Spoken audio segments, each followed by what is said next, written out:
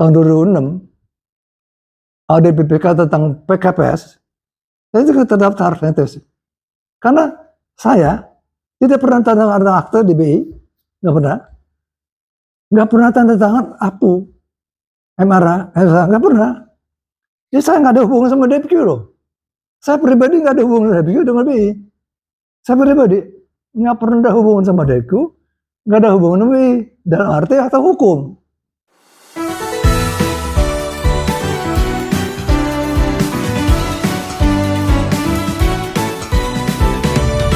Ini menarik sekali karena apa?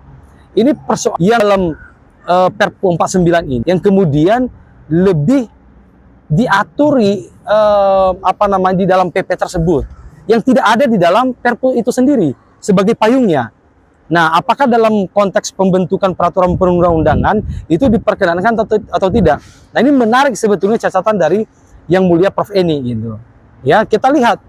Apalagi tadi jawaban dari pihak pemerintah, Dirjen tersebut, mengatakan bahwa di dalam PP 2022 itu, mereka melakukan upaya pembatasan hak keperdataan.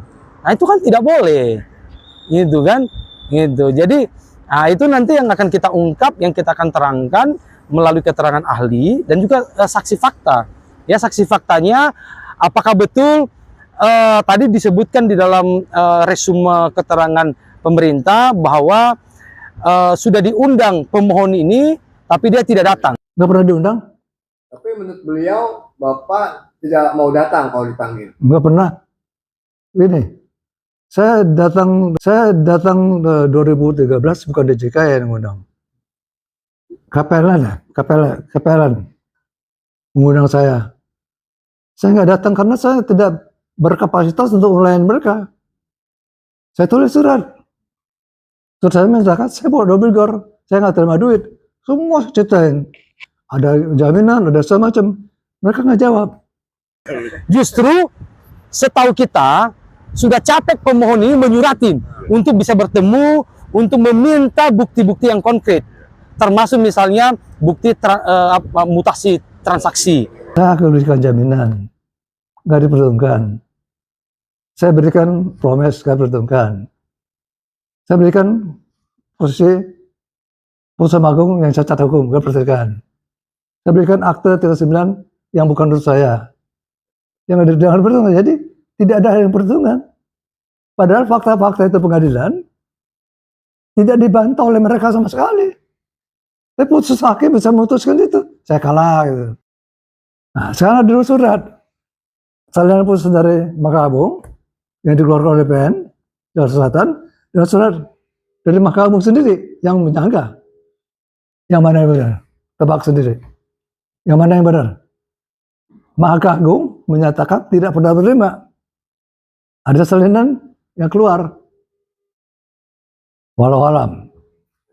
Untuk menerangkan apa betul pemohon ini menerima atau tidak. Gitu. Undang PT itu, undang PT adalah kalau pengusaha melakukan pelanggaran hukum, dia bertanggung jawab. Ini terbukti gak? Nggak terbukti. Mereka mengatakan saya melanggar hukum ya. Melanggar hukum di mana buktinya? Terus kedua, kalau saya melanggar hukum pasti dibikin Andre bertanggung jawab sekian. Uangnya nggak ada. Itu cuma deklarator. Bisa-bisa aja tuh. Bukan malah sebaliknya yang dituduhkan tadi bahwa tidak hadir ketika diundang. Nah, ini kan sesuatu hal yang sangat kontradiksi dengan fakta gitu. Dan kita akan sampaikan melalui nanti saksi fakta yang akan kita hadir. Saya nggak punya utang. Dasarnya saya nggak terima duit dari BI satu rupiah pun. Bagaimana bisa menyebut saya menunggu utang?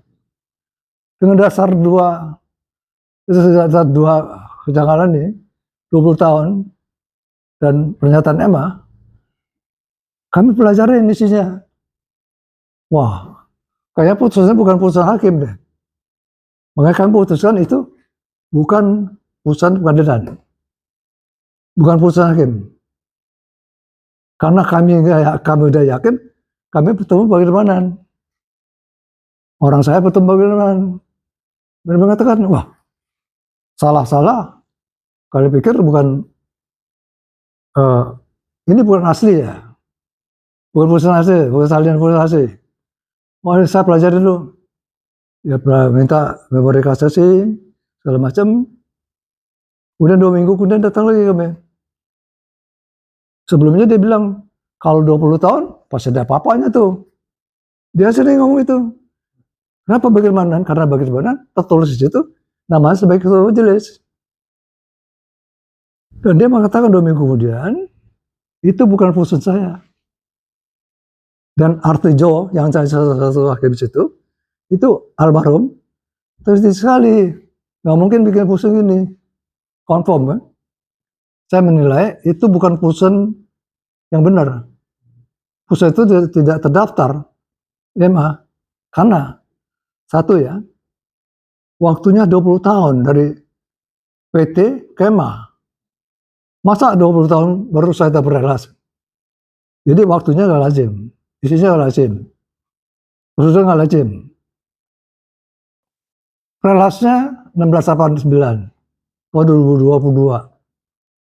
Putusannya 1688 tahun 2003. Aneh. Karena nggak lazim, saya usul ke Ketua Mahkamah Agung. Putusan itu tanggal 2 November diberikan pada saya. Itu surat dijawab 3 kali. November dijawab oleh ketua bahwa dia merintahkan Partai Muda untuk meriksa apa terdaftar belum. Soal kedua menyatakan tanggal 22 Desember bahwa MA tidak pernah menerima permohonan kasasi dari PPN. Wah, nggak yakin tuh ya. Rencananya mengajukan 2 saksi ini kira-kira siapa dulu?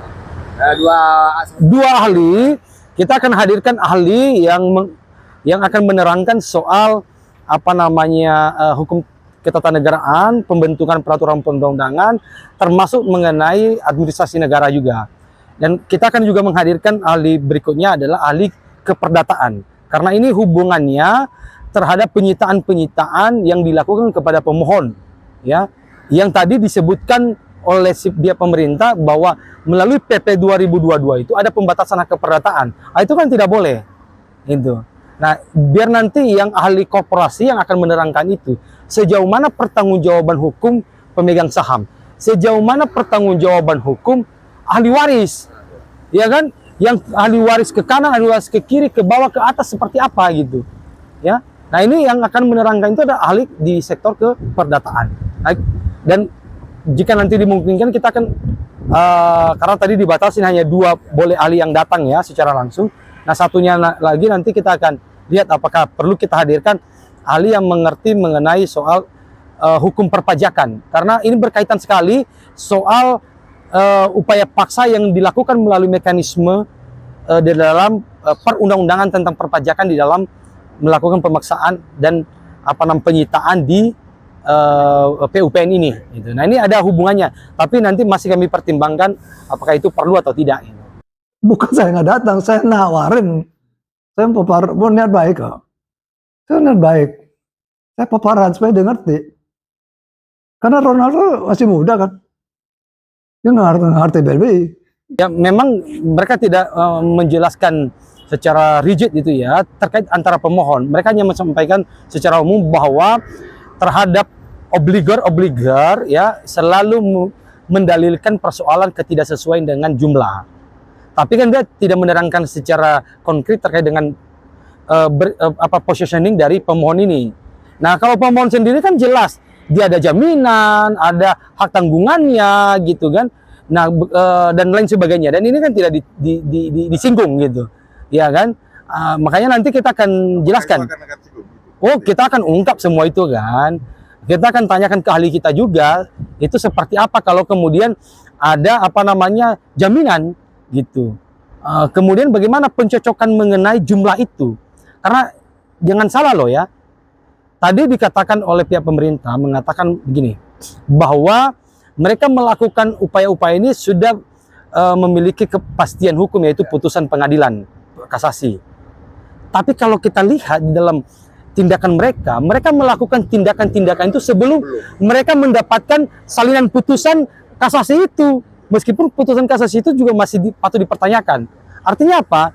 Tindakan surat paksa, penyitaan itu dilakukan sebelum mereka mendapatkan salinan putusan yang mereka gunakan sekarang ini. Artinya apa?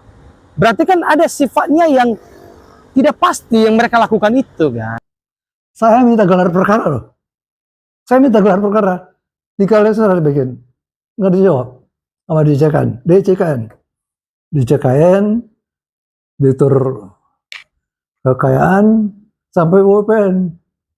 Ini minta gelar perkara. Nggak layanin. Di kali surat saya bikin. Padahal saya dan Mahfud MD, dia terima saya. Saya paparan dengan Mahfud di ruang Bima, ruang terbesar di Welcome itu. Tapi mereka nggak berani terima. Mahfud berani terima. Ada apa nih? Jadi kalau dia katakan saya nggak pernah datang, salah besar. Beda angkanya. Mereka lakukan koreksi lagi kan.